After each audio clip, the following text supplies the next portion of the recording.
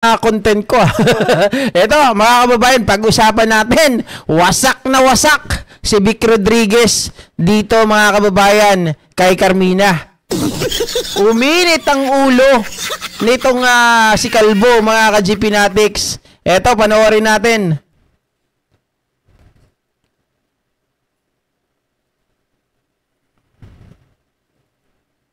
Virtue of the president stepping down when you're just going to put in place another dynasty whose history is also peppered with allegations of corruption, instability in behavior, even murder, deaths of the deaths of countless deaths of your countrymen, Attorney Rodriguez, not to mention the damage to freedom of expression, which you oddly enough claim to protect as well. Go ahead.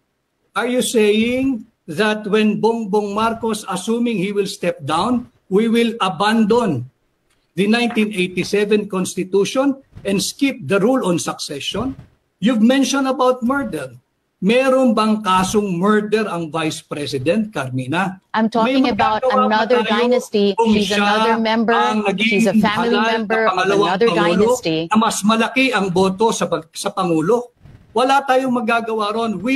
I never advocated anything that is outside of the constitutional loop or constitutional orbit. Actually, meron talagang dito, meron talagang pagtatalo sa bagay na to, mga kababayan.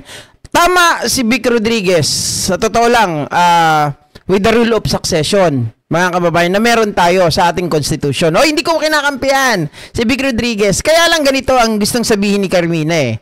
Mga kababayan, oo, tama, meron tayong rule of succession. Na kapag nawala ang presidente, naging incapacitated ang presidente, papalit yung vice presidente. Kaya lang, mga kababayan, in this kind of situation right now, nakita natin na gusto nilang pababayan si Presidente Bongbong Marcos because of the corruption anomalies, the flood control. Diba?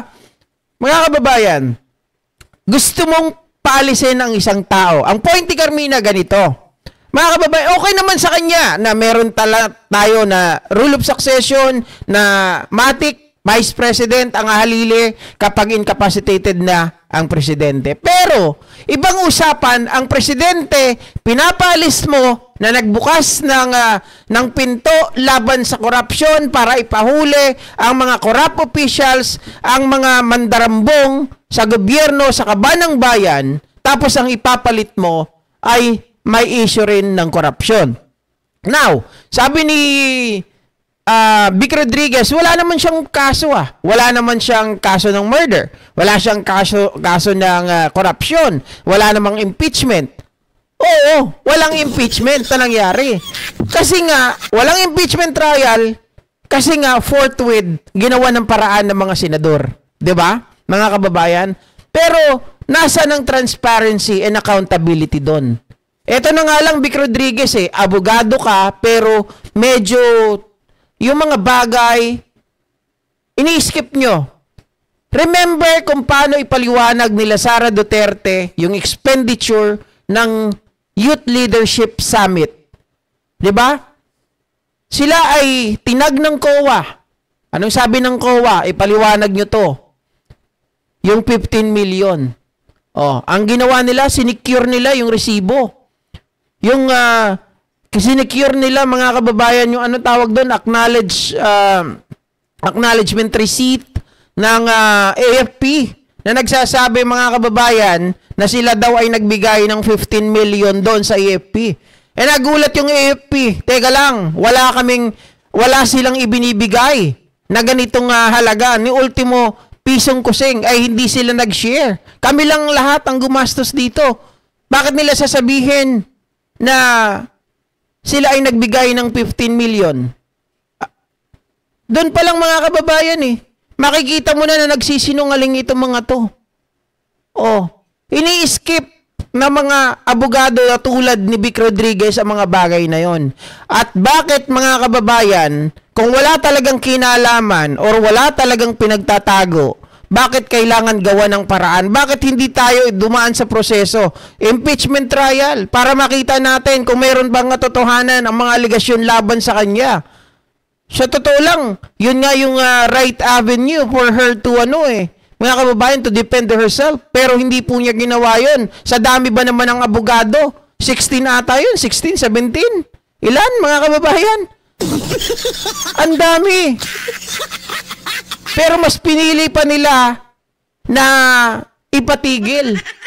Oh. Here's the thing. By the rule on succession, when the president is no longer capacitated to govern, the vice president shall assume the role of the president. But how can you... Wala magagawa ron, hindi ko inimbento yun. Hindi mo inimbento yun. Ma'am Ninita, yan ang ating saligang batas. But how can you, Attorney Rodriguez, separate your advocacy for anti-corruption from this constitutional succession, as you said? Hypocrisy din to si Vic Rodriguez, no? Ito yung problema ko, mga kababayan, na kanina ko pa na sinasabi sa inyo. If the president or if the current administration, mga kababayan, pinasabog lang nila kaagad, no? Nung naalis itong si Vic Rodriguez sa pwesto as executive secretary at pinasabog nila ang issue ng bentahan ng pwesto, mga kababayan, hindi na makakapagsalita itong si Vic Rodriguez ng ganito. Hindi na ito makakaporma. Pero nanahimik ang palasyo eh. 'Di ba, mga kababayan? Sabi niya, ang advokasya niya is anti-corruption. 'Di ba? Tanong ni Carmina 'yun eh. Paano niyo isi-separate yung iyong advokasya ng anti-corruption? Na ang ipapalit mo ay isang corrupt official din. Oh. The vice president who stands to benefit from your call is also mired herself in corruption allegations. How does that reconcile with your anti-corruption advocacy? As a media practitioner, alam mo na walang ini-issue at clear na ng Commission on Audit ang Office of the Vice President kung ang pinatutukuyan mo ay yung paggamit ng intelligence funds.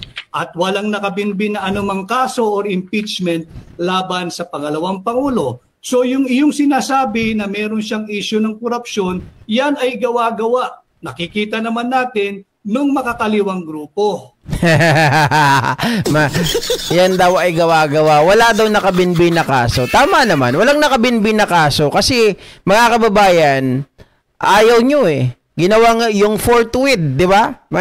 Binago yung meaning ng forthwith na yan. At yung sinasabi ninyo na clear na ng Commission on Audit, mga kababayan, paano clear ng Commission on Audit kung iba naman ang kanilang ipinapakita? Di ba?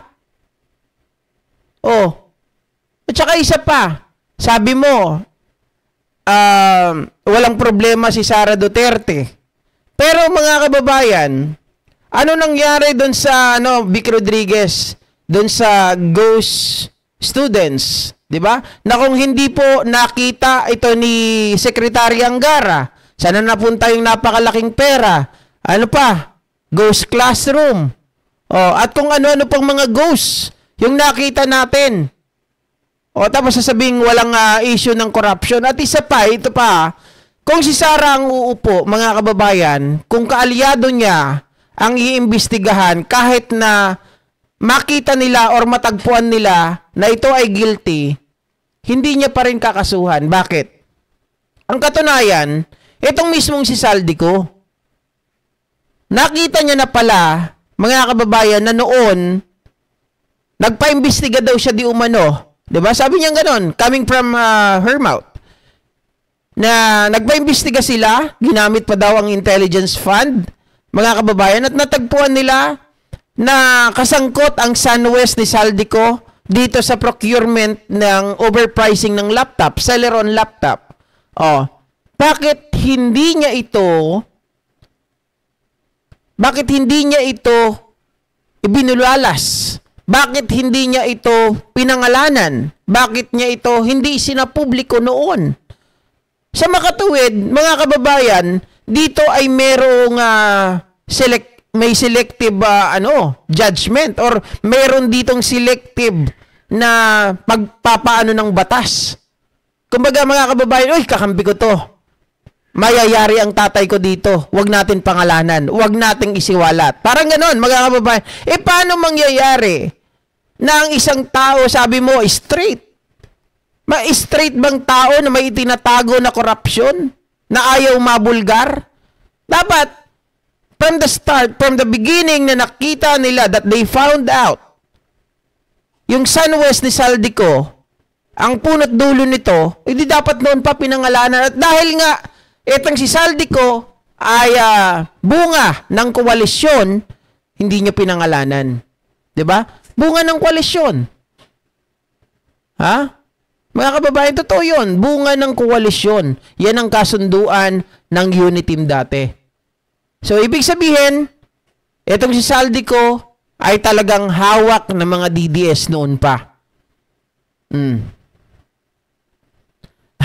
Sabi ni Sir Leo, like Dan kaka, ito namang si Panocha, Vic, wala daw korupsyon yung Inday Lustay niya. Bakit ayaw magpaliwanag sa SOCMED? 'Di ba? Mga kababayan, wala daw korupsyon. Mga kababayan, oo, walang korupsyon, walang kaso. Kasi nga, unang-una, tanga ka ba, Vic Rodriguez, impeachable official itong si Sara Duterte. Hindi po siya pwedeng kasuhan. Mali. Pwede siyang kasuhan. Pwede siyang kasuhan, pero hindi po yan magpo-prosper. Okay? Archive lang muna yan. Dahil the only way na mag-prosper lahat yung mga kaso ni Sara Duterte kapag siya po ay na-impeach via impeachment trial. Okay? Otherwise, wala talaga. Kaya sobrang, mga kababayan, kung i-analyze mong maigi, itong usapan na to, nadurog si Vic Rodriguez dito eh. Bilang isang abogado, napakahina po ng argumento mo. Bilang isang abogado, pinagtatanggol mo pa yung corrupt. Maraming butas. Dito sa sinasabi niya na walang kasong murder. Walang kaso ng corruption. Tanga. Vic. Di ba? Oh. Dapat nakita yan sa investigasyon sa HOR about CF. Puro Mary Grace Piatos. Nilulusot pa ni Vic Rodriguez. Ito pa, isa.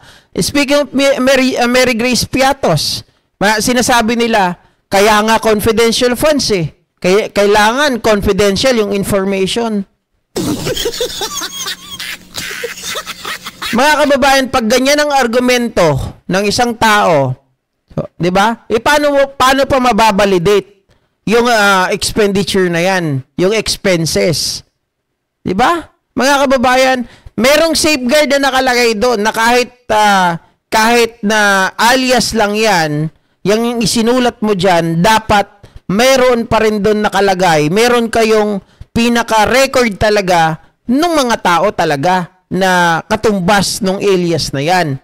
'Di ba? Pero wala nun eh, mga kababayan. At sabi ko nga sa inyo eh, merong natatandaan ko pa, merong parang something mga 20 na lugar, 'di ba? So 20 na lugar na pagbibigyan nila ng confidential funds.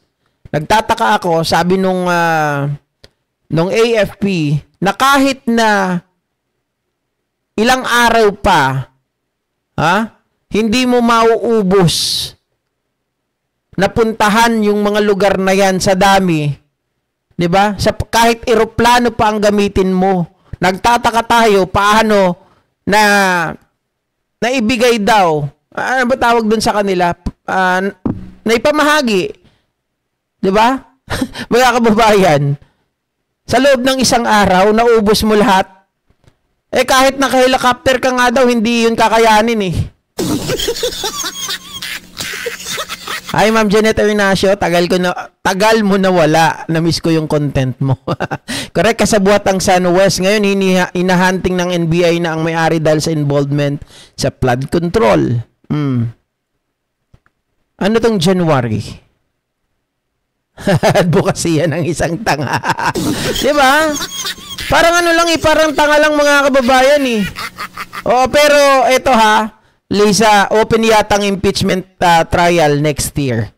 Dahil ako, may idea ako eh. Marami kasing mga circumstances na pwedeng mangyari dyan. Mauubos yung mga DDS. Okay? Yung DDS Black, mauubos yan. Konti na lang ang matitira dyan, mga kababayan. Kasi, syempre, makukulong si Jinggoy. Makukulong si Escudero. Makukulong si Villanueva. Okay? Si Marcoleta, pwede ring makulong at matanggal sa pwesto. Kasi ano lang naman yan sila siya, di ba? Tapos, si Bato de la Rosa. Mga kababayan, dalawa lang matitira dyan.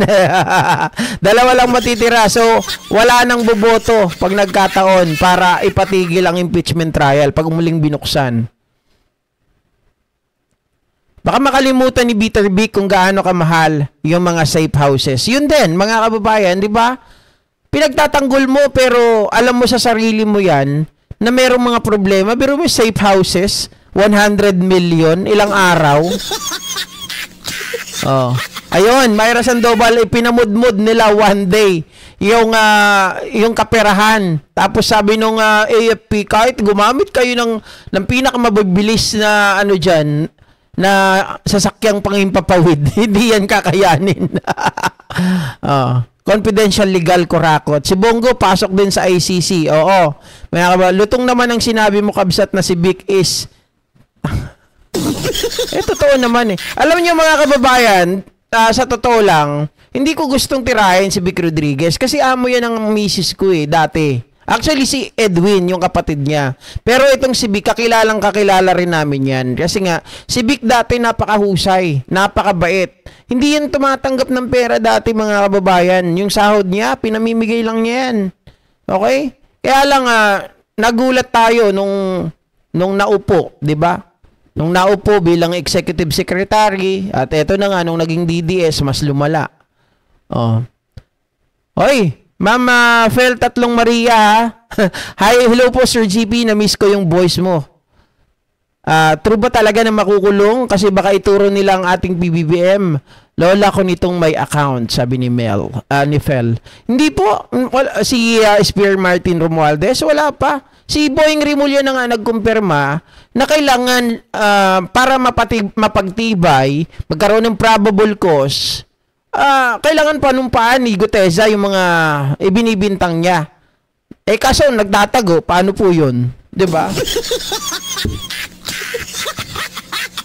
Inaantay ni Atty. Palsis ang February, lagot yan si BP Sisa. Okay? Si Robin lang ata matitira eh. Pero kung sasama siya doon sa dahig, kasi sabi niya, pag nakulong si Bato, sama nyo na ako. Di isa na lang matitira. Diba? Ma'am Den, sorry naman kung malutong yung sinabi ko kay Vic Rodriguez. Kasi naman mga kababayan, isa kang abogado, alam mo yung totoo. Alam mo na mayroong mga anomalya. Tapos ang isasagot mo is walang kaso, walang murder. Sila mismo ang umamin. Tapos, mga kababayan, kung cleaner daw ng COA, Diyos ko. Yung COA mismo nababayaran eh. Di ba? Kita mo sa flood control issue. May COA dyan na kasama din doon sa kinasuhan, mga kababayan. Di ba? Tumatanggap. Mga tao rin yan eh.